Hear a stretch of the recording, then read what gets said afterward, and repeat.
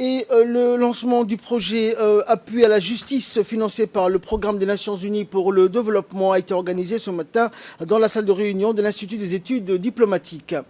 La cérémonie a été présidée par le secrétaire général du ministère de la Justice, Maki Omar Abdelkader. Et la cérémonie a vu la présence de la représentante du PNUD et du directeur général de l'Agence nationale du système d'information de l'État. Et l'objectif général du projet étant d'appuyer les efforts du gouvernement dans l'amélioration des capacités des organes de l'État de Djibouti dans la gouvernance économique et financière et plus précisément dans la planification et le suivi, évaluation à travers la mise en place d'un système intégré pour le pilotage de l'économie. Le secrétaire général du ministère de la Justice s'est dit fier du bon déroulement de cette première journée et a expliqué les travaux à accomplir et les objectifs visés le temps de la durée de l'atelier. L'une des priorités de l'Union européenne dans son action extérieure, en cohérence avec l'objectif 16 des objectifs de développement durable des Nations Unies, est la promotion de sociétés justes, paisibles et inclusives. Garantir l'égalité d'accès à la justice pour tous, la promotion et l'application d'une législation non discriminatoire. C'est ce qui nous rassemble ici aujourd'hui. C'est ce qui nous motive à appuyer la réforme de la justice et des systèmes pénitentiaires à Djibouti. Les institutions judiciaires djiboutiennes, notre partenaire opérationnel, le PNUD, et nous travaillons tous sur le même chantier en s'efforçant de contribuer à construire un Djibouti inclusif et équitable. Un monument qui résistera à l'épreuve du temps et qui garantira l'accès à la justice pour tous. Aujourd'hui, donc, nous marquons une étape importante, je pense qu'une étape majeure dans notre travail et notre processus à tous. Nous savons que nous avons eu plusieurs mois pour travailler sur établir les partenariats, pour préparer le travail, pour valider l'expertise internationale qui allait nous accompagner. Et aujourd'hui, nous concrétisons donc la mise en route de cet important projet et je voudrais m'en réjouir avec vous. Au nom donc du PNUD et de toute l'équipe du projet, Pal et son équipe, je voudrais donc nous féliciter de cette première étape et nous réjouir également de l'implication à la fois de l'équipe au niveau local, mais également de nos collègues du siège et de notre bureau de Palestine, qui nous accompagnent également dans la mise en œuvre de ce processus de mise en deux. Nous allons travailler pendant plusieurs mois avec l'équipe de Sofenji, qui est ici pour nous accompagner et qui va jouer un rôle clé dans la conception et l'ensemble des processus de numérisation.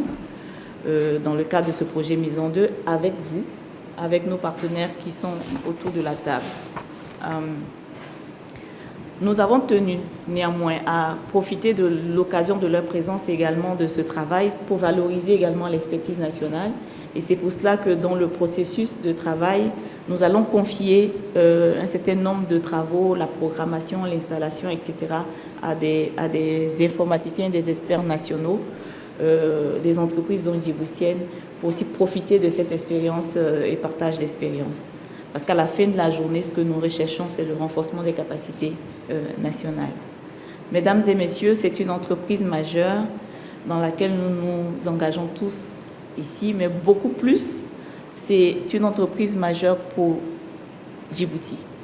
Et c'est pour cela que je voudrais appeler et plaider pour le sens de la responsabilité de nous tous et de chacun de vous, pour que nous puissions vraiment avoir une participation active, un suivi rapproché, avoir des mécanismes pour ajuster le cheminement qu'on va faire ensemble, pour qu'à la fin de la journée, on puisse avoir un système judiciaire de qualité.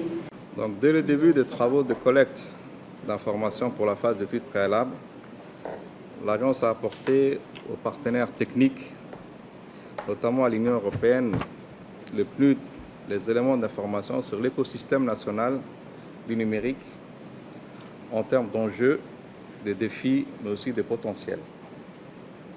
Potentiels matérialisés par l'engagement du gouvernement pour reformer le fonctionnement des services publics en vue de le rendre plus efficace, plus transparent et plus proche des citoyens. L'Agence a ainsi pu mener la mission conjointement avec l'Union européenne et le PNUD et informer de l'existant par rapport aux réalisations de l'ANSSI, notamment la disponibilité d'un réseau intégré de l'État en fibre optique, la disponibilité d'un centre de données pour l'État, de la plateforme nationale d'interopérabilité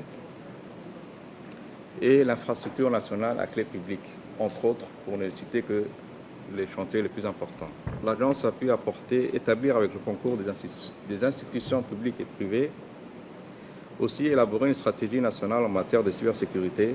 Tout cela, mesdames et messieurs, pour vous dire que nous ne partons pas du néant et que nous gardons toujours à l'esprit que le développement des systèmes d'information d'État concourt de manière cohérente à simplifier les relations entre les usagers et l'administration et entre celle-ci et les autres autorités administratives.